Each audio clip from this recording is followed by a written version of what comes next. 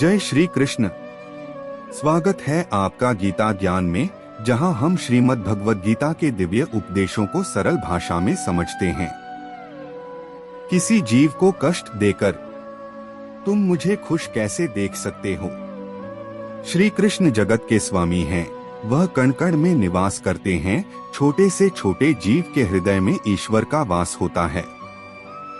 उस जीव को कष्ट का अनुभव होना ईश्वर को कष्ट का अनुभव कराता है।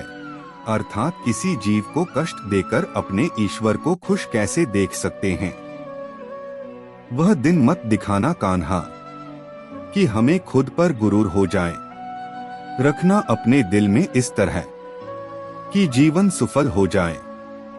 जो कृष्ण का दास हो जाता है, वह अपने आराध्य से ऐसे दिन ना दिखाने की कामना करता है जिससे उसमें कभी गुरूर आ जाए।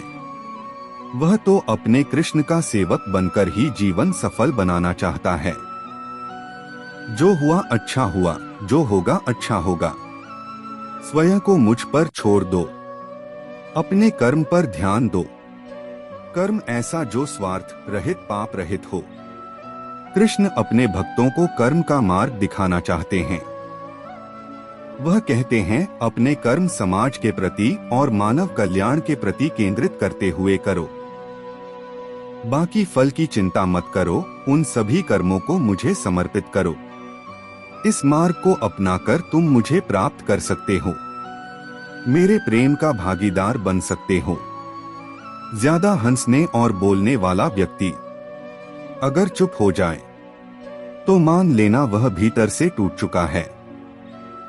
जो व्यक्ति सदैव हंसता खेलता मुस्कुराता रहता हो, अगर वह अपने स्वभाव से भिन्न हो जाए, अर्थात चुप गुमसुम उदास रहने लगे, तो समझना उसके हृदय में एक पीड़ा है। उस पीड़ा ने उसे कमजोर बना दिया है। जिस व्यक्ति के पास संतुष्टि नहीं है, उसे कितना भी मिल जाए वह असंतुष्ट ही रहेगा। जिस व्यक्ति के पास संपूर्ण धन दौलत ऐश्वर्य वैभव सब है, मगर संतुष्टि नहीं है, उस धन दौलत का कोई अर्थ नहीं। वह सदैव असंतुष्ट की स्थिति में ही रहता है। जिसके पास संतुष्टि है, वह थोड़े में भी संतुष्ट रहता है। जिंदगी में सदैव अवसरों का आनंद लेना चाहिए, लेकिन किसी के भरोसे को तोड़कर नहीं। जिंदगी में भरोसा एक ऐसी चीज है जिसे प्राप्त करना वर्षों की मेहनत के समान है। फिर भी यह प्राप्त हो या नहीं, यह भाग्य पर निर्भर करता है। किंतु भरोसे को तोड़कर पुनः प्राप्त करना यह संभव नहीं है। इसलिए जिंदगी में अवसरों का आनंद सदैव ले, लेकिन भरोसे को कभी टूटने ना दें। कभी भी स्वयं पर घमंड मत करना। पत्थर भी भारी होकर पानी में अपना वजूद खो देता है। जो व्यक्ति अपने अहंकार से भारी हो जाता है, जिसमें अभिमान भर जाता है, वह उस पत्थर की भांति होता है जो भारी होने के बावजूद भी नदी की धारा में डूबकर अपना अस्तित्व खो देता है। अगर ईश्वर तुम्हें ज्यादा प्रतीक्षा करवा रहे हैं, हो सकता है जितना तुमने मांगा उससे ज्यादा देने वाला हो।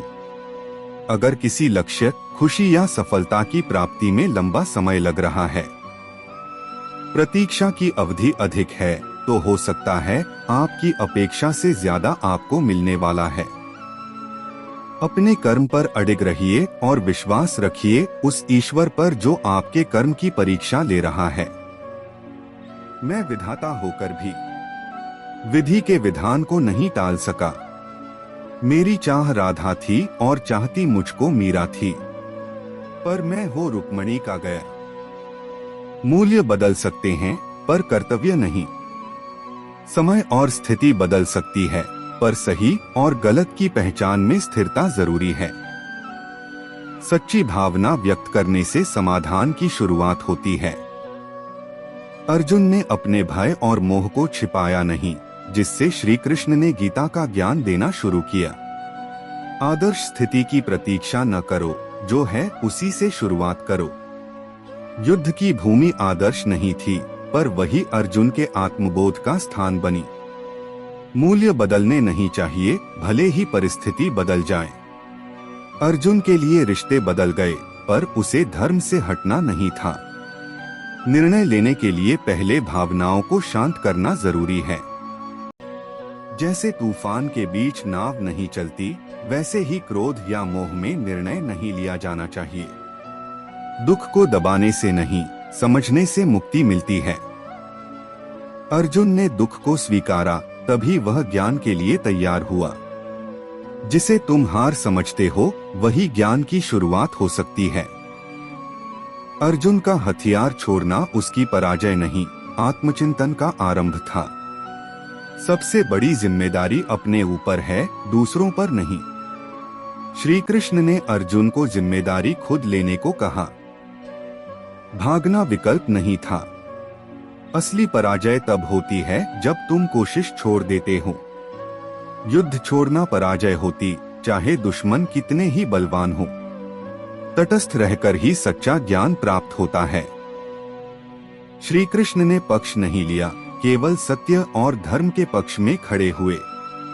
कभी कभी सबसे शक्तिशाली व्यक्ति वह होता है जो स्वीकार करता है कि वह भ्रमित है। अर्जुन ने कहा, मैं भ्रम में हूँ, वही उसके ज्ञान का पहला कदम था। साहस डर की अनुपस्थिति नहीं, डर के बावजूद आगे बढ़ना है। अर्जुन को डर लग रहा था, फिर भी वह अंत में लड़ा। कठिन निर्णयों से भागो मत, उनका सामना करो। अर्जुन अपने ही लोगों से युद्ध नहीं चाहता था, लेकिन धर्म के लिए सामना जरूरी था। प्रश्न पूछना कमजोरी नहीं, समझदारी है। अर्जुन ने श्री कृष्ण से अनेक प्रश्न पूछे, इसलिए उसे उत्तर मिला। शांति के लिए कभी कभी युद्ध भी जरूरी होता है। पांडवों को राज्य के लिए नहीं, न्याय के लिए युद्ध करना पड़ा। कभी कभी जीवन तुम्हें तोड़ेगा, ताकि तुम्हें मजबूत बनाया जा सके। अर्जुन का मोह टूटना जरूरी था, ताकि वह कर्तव्य को समझ सके। दूसरों के लिए उठाए गए सही कदम भी आत्मबल देते हैं। अर्जुन युद्ध अकेले नहीं, अपने भाइयों, धर्म और समाज के लिए कर रहा था। सही मार्गदर्शन कठिन स्थितियों में जीवन बदल सकता है। श्री कृष्ण का ज्ञान ही अर्जुन को उठ खड़ा होने की शक्ति देता है। निर्णय लेने से पहले मौन और आत्मसंवाद जरूरी है। अर्जुन ने युद्ध से पहले श्री कृष्ण से संवाद किया, तब निर्णय स्पष्ट हुआ। अपनों के बीच भी सही को चुनना साहस है। अर्जुन को भीष्म, द्रोण से लड़ना पड़ा, सत्य के लिए। सच्चा योद्धा वही है जो अपने अंदर की लड़ाई जीतता है। अर्जुन ने पहले अपने मोह को हराया, फिर युद्ध लड़ा। जब तुम्हारा मार्ग स्पष्ट हो तो संकोच छोड़ो। अर्जुन पहले संकोच कर रहा था, फिर श्री कृष्ण ने उसे स्पष्टता दी। संबंधों से बड़ा धर्म होता है। अर्जुन ने धर्म के लिए अपने गुरु, मामा और भाई से युद्ध किया। जब निर्णय कठिन लगे तो याद रखो तुम्हारा धर्म क्या कहता है। अर्जुन ने धर्म के आधार पर युद्ध को स्वीकारा। कभी कभी तुम्हें वे बातें करनी होंगी जो तुम नहीं करना चाहते, क्योंकि वे जरूरी हैं। अर्जुन युद्ध नहीं करना चाहता था, लेकिन धर्म के लिए जरूरी था। भगवान श्री कृष्ण के ये उपदेश हमें जीवन के हर क्षेत्र में सुधार लाने के लिए प्रेरित करते हैं।